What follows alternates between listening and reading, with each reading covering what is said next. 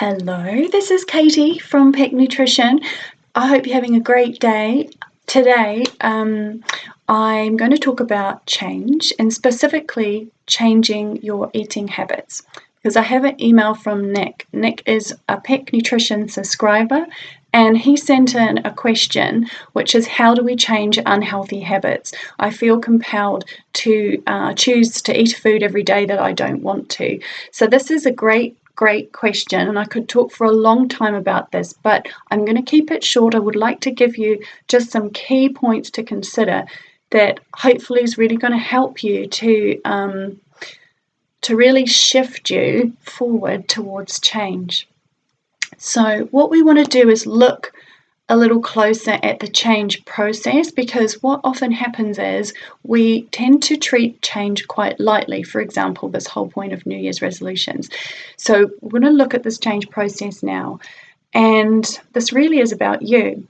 So I was reflecting on your question, Nick, and the song pops into my head. It's the Michael Jackson song, where he's saying, I want to make a change for once in my life. I think it's Man in the Mirror, that's right. And I was thinking, for once in my life to make a change, and we so easily, I guess this is a metaphor for most things in life, get locked into like our comfort zone, don't we? And we actually do find change hard. We actually seek it, it's good for us, but we do find it really hard to do. And actually changing eating habits is something that a lot of people will struggle with. So we can change this, and how we change this, the first thing I want you to think about is that you want to take the focus away from the food and bring it onto you.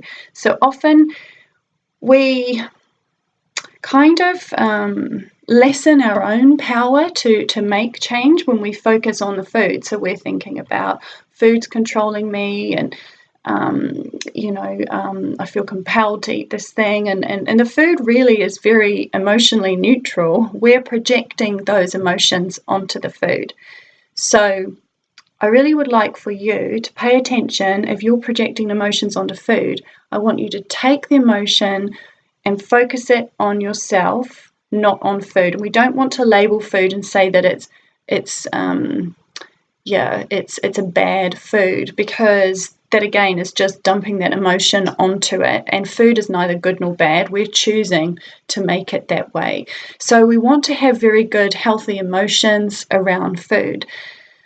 So take the focus off food and put it onto yourself. And we really want to appreciate that in this change process, we have to do some inner work, which is we need to focus on ourselves. When we understand ourselves more, we're much more powerful and able to make these decisions that will serve us, and therefore we will break patterns. Yay! We all want to do that, right?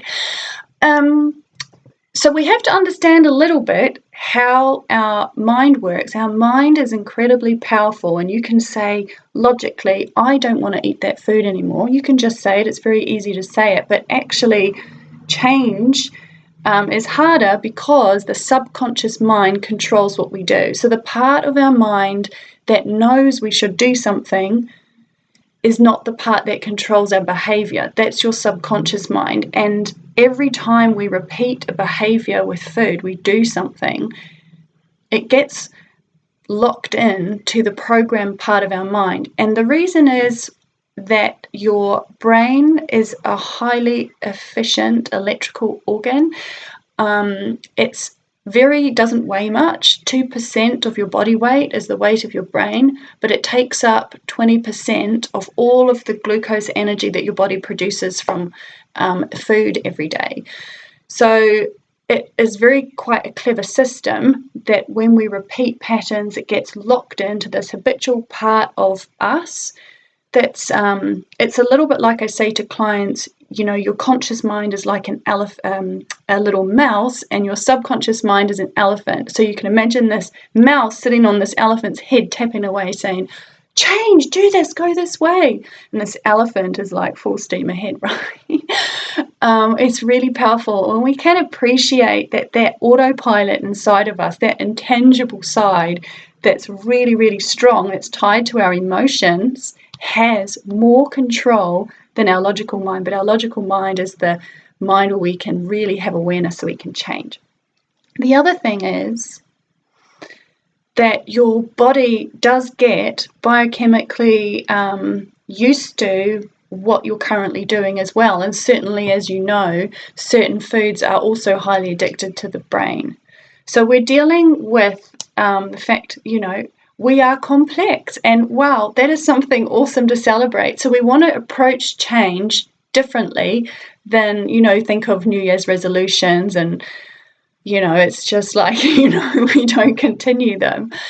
So that's really, really important to remember. And something else that you want to think about is that diets don't teach this, because they don't put the focus on you. It's all about, just do this plan, reduce the calories, blah, blah, blah. Don't eat these foods, eat this, don't eat this, do this, blah, blah, blah. And it's not really about you and about doing the inner work. And diets also encourage you to change more than one thing at once. And that is actually not a good idea, because you get in this frenzy and then you peter out, because your whole mind and your psyche just gets completely overwhelmed. So you want to focus on just one thing, and you want to have a realistic time frame for it. And you need to really start investigating your emotions all around this particular habit that you want to change. And it may seem like it's a lot of effort, but if you do this and you make a permanent change, you're not going to be back where you were 6 months later. And wouldn't that feel really good for you to have achieved that? So this is a really good thing for you to do, is focusing on change and looking at it differently, and focusing on just one thing. Now I want you to consider your motivation behind it, because obviously we want to change, but often people love the idea of change, and who doesn't, because we can imagine different outcomes. But we want to ask ourselves, are we really prepared to do what it takes to really change? And are we prepared to feel uncomfortable? Because your mind will feel uncomfortable, your body's going to feel uncomfortable, and we don't want to feel uncomfortable. So it's like we want to do this different thing and we approach it, but we still do the same thing because we don't want to feel uncomfortable. But we have to love feeling uncomfortable. I think back to my rowing, when I first learned to row, which is almost 3 years ago. I understand the word uncomfortable feeling. I used to get so scared. I did it to overcome my fear of water, and I have to, now it's much better. I still have my moments, but that taught me, as I really have to be comfortable with feeling uncomfortable. So this desire to change has to be powerful. You have to feel a really, really strong desire inside you, and it has to be more powerful than these uncomfortable feelings that you're feeling. So we can do a little exercise. I would like you to imagine your life if you didn't make this change that you want to make. And this one change obviously can have a snowball effect onto many different changes in a positive way, but it can also happen in the way that you don't want it to happen. So just imagine for a second, we don't need to spend too long on this one. Just imagine your life if you didn't make that change. Think about your health, what you're doing, the people around you, and your whole life. Now we want to switch it. This is a much better thing to imagine. And I want you to imagine your life as if you really have made that change. And think of the snowball effect that this has on your relationships, everything, your health. Just imagine that. Imagine the wonderful holidays that you'll be taking, all the wonderful things that you'll be doing because you make this change. Okay? So hopefully this really helps you to think and really respect the change process. I love helping people to make breakthroughs. It's so important. And I've realised over the 11 years that I've been in private practice how important it is to look at the psychology of food and eating, and also our behaviour and behaviour changes. And I love making it fun. We need to make this fun. So if you are a new client, you can come for an assessment and a treatment plan with me. If you're an existing client, I have a 30-day results coaching, and also there is a 3-month weight loss coaching program for people that are emotional eaters and need more support. So I really love to help you if you need help. But hopefully this video gives you some really great focus points and really shifts you forward to really believe that you can change, because you can. You just have to be working on your mind and understanding how powerful it is. Okay, so Nick, I hope that helped you too.